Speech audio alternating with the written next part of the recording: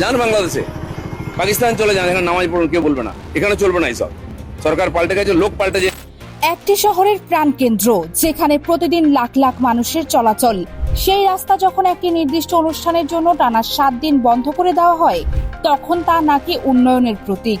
কিন্তু একই রাস্তায় যখন একটি সম্প্রদায় মাত্র 1 ঘন্টার জন্য তাদের ধর্মীয় বিধান পালন করতে চায়, তখন তা হয়ে ওঠে আইন শৃঙ্খলার সমস্যা।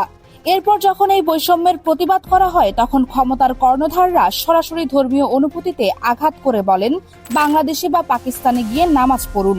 দর্শক বন্ধুরা, পশ্চিমবঙ্গের কলকাতার ঐতিহাসিক রেড রোডকে কেন্দ্র করে সাম্প্রতিক সময়ে যে ঘটনা প্রবাহ ঘটেছে, তা কেবল একটি রাজনৈতিক বিতর্ক নয়।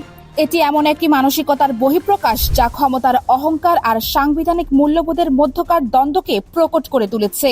বিজেপির শীর্ষ নেতা দিলীপ ঘোষের বিতর্কিত বক্তব্য এবং তার পরবর্তী প্রতিক্রিয়ায় সাধারণ মানুষের যে রাগ উত্তাল হয়েছে, তার আড়ালে লুকিয়ে আছে একটি গভীর রাজনৈতিক কৌশল।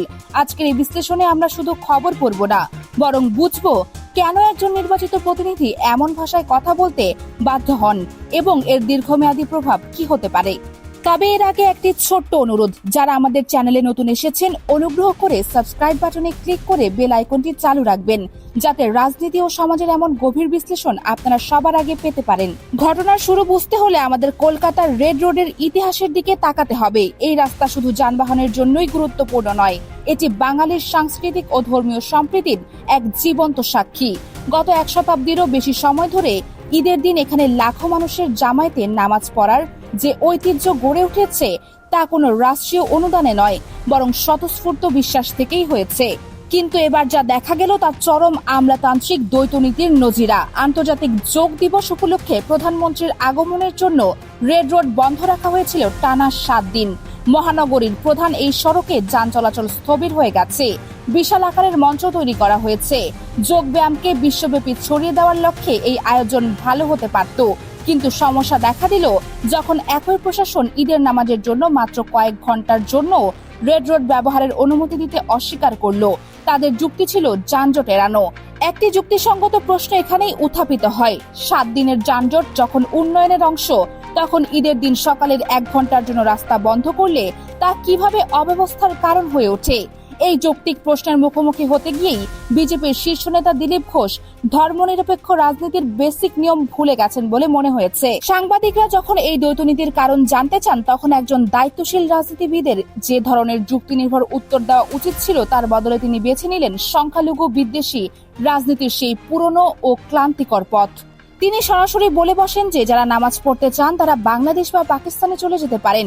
একজন প্রতিমন্ত্রীর মুখে এই ধরনের বক্তব্য শুধু অশোভনই নয়, বরং ভারতীয় সংবিধানের 25 নম্বর অনুচ্ছেদের একেবারে বিপরীত। সংবিধান প্রতিটি নাগরিককে তার ইচ্ছামতো ধর্ম পালনের অধিকার দিয়েছে। কিন্তু দিলীপ ঘোষের এই মন্তব্য প্রমাণ করে যে কিছু রাজনীতিবিদের কাছে ভোটের রাজনীতি আর সাংবিধানিক মূল্যবোধ, এই দুটোর মধ্যে আর কোনো সম্পর্ক নেই। তারা জানেন যে যুক্তি দিয়ে এই দ্বৈতনীতির জবাব দেওয়া সম্ভব নয়, তাই তারা বারবার ধর্মের ইস্যুটাকেই সামনে টেনে আনেন, যাতে মূল প্রশ্নটি চাপা পড়ে যায়। এখন একটু গভীরে যাই, বাংলাদেশে বা পাকিস্তানে চলে যাও, এই ফর্মুলাটি কি নতুন? একদমই না। বিগত কয়েক দশক ধরে উগ্র হিন্দুত্ববাদী রাজনীতির এটি হলো সবচেয়ে পুরনো হাতিয়ার। যখনই তারা অর্থনৈতিক ব্যর্থতা, চাকরির অভাব বা প্রশাসনিক ব্যর্থতার সমালোচনার মুখোমুখি হন, তখনই তারা একটি বাইনারি বা দ্বিমেরু রাজনীতি তৈরি করেন। এর মূল উদ্দেশ্য হলো সংখ্যাগুরু সম্প্রদায়ের মনস্তত্ত্বকে কাজে লাগানো। তারা মানুষকে বোঝাতে চান যে আপনাদের সমস্যার মূল কারণ এই সংখ্যালঘুরা, তাই আসুন আমরা তাদের ঘিরে একটি আবেগী বিভাজন তৈরি করি। দিলীপ ঘোষ যখন রেড রোডের নামাজ নিয়ে কথা বলেছিলেন, তখন তার উদ্দেশ্য ছিল মুসলিম সম্প্রদায়কে কর্নার করা। তিনি জানেন ঈদের নামাজ রেড রোডে হলে তা সেখানকার ধর্মনিরপেক্ষ চেতনার প্রতীক হয়ে দাঁড়ায়, আর সেই প্রতীককে ভেঙে দিতেই তারা যোগ দিবসের নামে সেখানে একটি সাংস্কৃতিক আধিপত্য প্রতিষ্ঠা করতে চেয়েছিলেন। আরেকটি অত্যন্ত হাস্যকর দিক হলো এই যে তারা বাংলাদেশের কথা বলেন, সেটি আসলে একটি বিশাল রাজনৈতিক বোকামি। বাংলাদেশ একটি স্বাধীন সার্বভৌম রাষ্ট্র। পশ্চিমবঙ্গের মুসলমানরা ভারতের নাগরিক, তাদের পূর্বপুরুষেরা এই মাটিতেই জন্মেছেন। একজন নাগরিককে তার ধর্মীয় অধিকার চর্চা করতে গিয়ে প্রতিবেশী দেশে যাওয়ার কথা বলা, যা কিনা রাষ্ট্রের ভেতরেই নাগরিকদের অবৈধ ঘোষণা করার শামিল, এটি কোনো সভ্য গণতন্ত্রে চলতে পারে না। কিন্তু এবার যেটা ভিন্ন হয়েছে সেটা হলো সাধারণ মানুষের প্রতিক্রিয়া। অতীতে এমন ঘটনা ঘটলে সমালোচনা সীমাবদ্ধ থাকতো সোশ্যাল মিডিয়া বা টিভি ডিবেটে, কিন্তু দিলীপ ঘোষের এই অবমাননাকর মন্তব্যের পর যে প্রতিক্রিয়া দেখা গেছে তা সম্পূর্ণ ভিন্ন স্বরূপের। পশ্চিমবঙ্গের বিভিন্ন প্রান্তে এমনকি দলীয় কার্যালয়গুলোতেও ক্ষোভের আগুন ছড়িয়ে পড়ে। রাস্তায় নেমে আসা সাধারণ মানুষের এই ক্ষোভ আকস্মিক কিছু নয়, বহু বছর ধরে চলে আসা অপপ্রচার, অর্থনৈতিক বৈষম্য এবং সাংবিধানিক অধিকার ক্ষুণ্ণ করার একটি সঞ্চিত হতাশা এই ঘটনার মাধ্যমে বহিঃপ্রকাশ পেয়েছে। যখন একজন মন্ত্রী প্রকাশ্যে বলেন যে সরকার পাল্টে গেছে, এখন এসব চলবে না, তখন মানুষ বুঝতে পারে যে এটি কোনো ব্যক্তিগত মন্তব্য নয়, বরং এটি একটি পরিকল্পিত রাষ্ট্রীয় নীতির অংশ। আর এই পরিকল্পিত বহিষ্কারের হুমকির বিরুদ্ধেই যখন মানুষ রাস্তায় নামে, তখন ক্ষমতাসীনদের শারীরিকভাবে অপমানিত হওয়ার মতো ঘটনা ঘটে। এটি গণতন্ত্রের জন্য উদ্বেগজনক হলেও একই সাথে এটি ক্ষমতার অহংকারকে জনতার ক্ষমতার কাছে ধসে পড়ার এক বাস্তব প্রমাণ। এখন একটি অত্যন্ত গুরুত্বপূর্ণ প্রেক্ষাপটে আসি। যারা নিজ দেশের সংখ্যালঘুদের ধর্ম পালনে বাধা দেয়, তারাই সবচেয়ে বেশি শব্দ করে বাংলাদেশের সংখ্যালঘু অধিকার নিয়ে। একটি প্রবাদ আছে, চোরের মায়ের বড় গলা। রাজনীতির ভাষায় একে বলা যায় ডিফ্লেকশন স্ট্র্যাটেজি বা মনোযোগ সরিয়ে নেওয়ার কৌশল। যখনই ভারতের অভ্যন্তরে সংখ্যালঘুদের উপর নির্যাতনের খবর আন্তর্জাতিক মিডিয়ায় আসে, তখনই সেখানকার ক্ষমতাসীন লবি স্বয়ংক্রিয়ভাবে বাংলাদেশের দিকে আঙুল তোলে। কিন্তু বাস্তবতা কি? বাংলাদেশ স্বাধীনতা অর্জনের পর থেকে আজ পর্যন্ত কোনো নাগরিক বা রাষ্ট্রীয় পর্যায়ে কি কখনো সংখ্যালঘুদের বলা হয়েছে যে আপনারা ভারতে চলে যান, সেখানে পূজা করুন?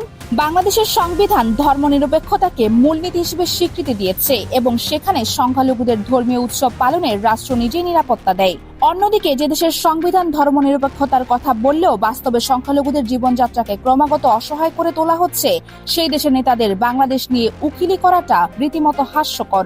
দিলীপ ঘোষের মতো নেতারা যখন এই ধরনের বক্তব্য দেন, তখন তারা আসলে ভারতের নিজস্ব গণতান্ত্রিক মূল্যবোধকে আন্তর্জাতিক মহলে প্রশ্নের সম্মুখীন করেন। এই ঘটনার দীর্ঘমেয়াদী প্রভাব কি হতে পারে? প্রথমত, এটি সমাজে একটি চিরস্থায়ী বিভাজন তৈরি করছে। যখন একজন মন্ত্রী বলেন যে লোক পাল্টে গেছে, এখন এসব বন্ধ হবেই, তখন একটি সম্প্রদায়ের মনে এই ভয় ঢুকে যে তারা এই দেশে আর নিরাপদ নয়। এই অনিরাপত্তার অনুভূতি থেকেই সমাজে বিশ্বাসের ঘাটতি তৈরি হয়। দ্বিতীয়ত, এটি আমলাতন্ত্রকে রাজনীতিকরণের এক চরম দৃষ্টান্ত স্থাপন করেছে। পুলিশ বা প্রশাসন যখন দেখে যে একটি নির্দিষ্ট ধর্মের অনুষ্ঠানে বাধা দিলে রাজনৈতিক মহল থেকে তাদের পিঠ বাঁচানো হবে, কিন্তু অন্য অনুষ্ঠানে সাধারণ মানুষের অসুবিধা হলে তার দায় পুরোটাই প্রশাসনকে নিতে হবে, তখন তারা স্বাভাবিকভাবেই পক্ষপাতিত্ব করতে উৎসাহিত হয়। তৃতীয়ত, যেভাবে সাধারণ মানুষ রাস্তায় নেমে এসে প্রতিবাদ জানিয়েছে এবং বিজেপির কার্যালয়ে ভাঙচুর চালিয়েছে, তা থেকে বোঝা যায় যে মানুষ আর নীরব দর্শক থাকতে চায় না। কিন্তু এই ধরনের সহিংস প্রতিক্রিয়া দীর্ঘমেয়াদে গণতন্ত্রের জন্য ক্ষতিকর, কারণ উগ্রপন্থীদের উস্কানিমূলক বক্তব্যের প্রত্যুত্তরে যদি রাস্তায় সহিংসতা শুরু হয়, তবে সেই অরাজকতার সুযোগ নিতে কুশীলবরা সবসময় প্রস্তুত থাকে। তাই এই ক্ষোভকে ভোটের বক্সে প্রকাশ করাটাই সবচেয়ে বুদ্ধিদীপ্ত পন্থা। মূলত কলকাতার রেড রোডের ঘটনা কোনো একক রাস্তা বন্ধের ঘটনা নয়, এটি একটি আইডিওলজিক্যাল ব্যাটল গ্রাউন্ড বা মতাদর্শগত লড়াইয়ের ময়দান। একদিকে যারা বিশ্বাস করে যে ভারত সবার, সেখানে সব ধর্মের মানুষের সমান অধিকার, অন্যদিকে যারা ক্ষমতার দাম্ভিকে মতে যে রাষ্ট্রের মালিকানা শুধু সংখ্যাগুরুর। দিলীপ ঘোষ যে ভাষায় কথা বলেছেন তা কোনো ব্যক্তিগত বক্তব্য নয়, এটি একটি নির্দিষ্ট রাজনৈতিক দলের অন্যায় হলেও আমাদের এই মানসিকতার বহিঃপ্রকাশ। কিন্তু তারা ভুলে যাচ্ছেন কলকাতা বা পশ্চিমবঙ্গের মাটি ঐতিহাসিকভাবেই সাম্প্রদায়িক সম্প্রীতির প্রতিরোধক। এখানকার মানুষ ধর্মের অছিলা দিয়ে রাজনীতির বিষকে গিলতে জানে না, আর সেই কারণেই এই ধরনের বিষ বাষ্প ছড়ানোর চেষ্টা এখানে প্রতিবারই ধসে পড়েছে এবং ভবিষ্যতেও পড়বে বলে ইতিহাস আমাদের শিখিয়েছে। দর্শক বন্ধুরা, আপনাদের কাছে আমার প্রশ্ন হলো, একটি দেশে যদি নাগরিকদের ধর্ম পালনের অধিকার ক্ষুণ্ণ করা হয়, তবে কি সেই দেশের গণতন্ত্রকে আর সফল বলা যায়? আপনার মতামত অবশ্যই কমেন্ট সেকশনে জানাবেন। ভিডিওটি শেষ পর্যন্ত দেখার জন্য আপনাদের ধন্যবাদ। ভালো থাকবেন, সুস্থ থাকবেন, দেখা হবে পরের কোনো বিশ্লেষণে।